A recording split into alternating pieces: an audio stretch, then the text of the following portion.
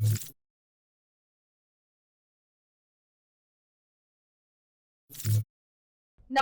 હું છું પ્રિયા અને તમે જોઈ રહ્યા છો જનતા કી જાણકારી ન્યૂઝ।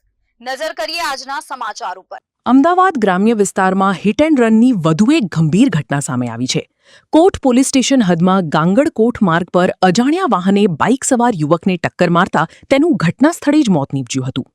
માહિતી મુજબ બનાસકાંઠાના શિહોરી ગામનો યુવક બાઇક પર પોતાના ગામ તરફ જઈ રહ્યો હતો ત્યારે દાતાર નજીક પૂરપાટ ઝડપે આવેલા અજાણ્યા વાહને બાઇકને જોરદાર ટક્કર મારી હતી। અકસ્માત બાદ વાહન ચાલક સ્થળ પરથી ફરાર થઈ ગયો હતો।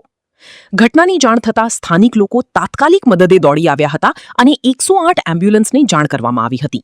જો કે સારવાર મળે તે પહેલા જ યુવકે દમ તોડી દીધો હતો।